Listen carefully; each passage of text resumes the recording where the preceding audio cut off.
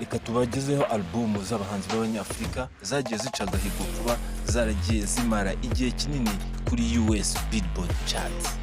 Hanyuma ku mwanya wa 10 turasanga album umuhanzi witwa Dami Ebunubulu Olili uzwi ku izina rya Burna Boy.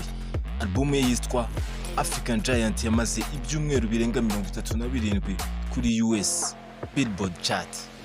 Akaba ari agahigo amaranye igihe kinini cyane. Ku mwanya wa 9 turasanga umuhanzi uzwi ku izina rya CK, ariko amazina ye asanzwe ni Chukukula Chukuma.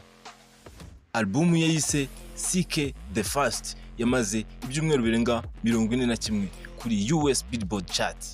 Hanyuma ku mwanya wa 8 turasanga nanone umuhanzi ariwe Dami Olili uzwi ku izina rya Burna Boy.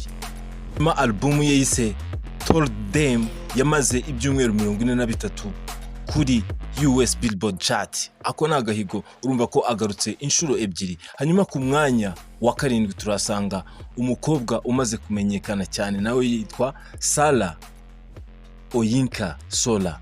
Uwo akaba ari umuhanzi uzwi nka A Star. Indirimbo ye cyangwa se album ye yise ngo ni Tinti 21 yamaze ibyumweru 45 kuri US Billboard chart.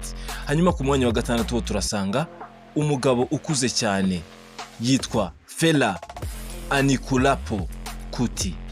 Akaba azwi ku mazina ya Fela Kuti. Album ye yise ngo The Best of Black President yamaze ibyumweru birenga 50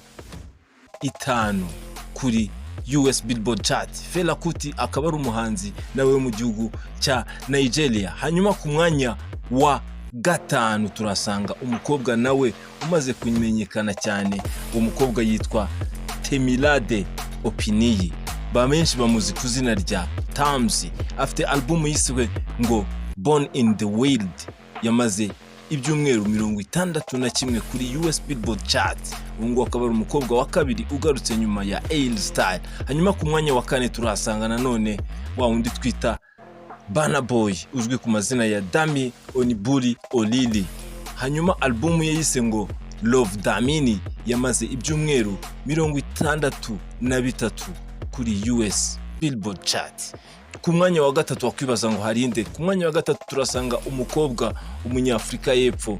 Uwo nta wundi yitwa Tyler Lola Setili.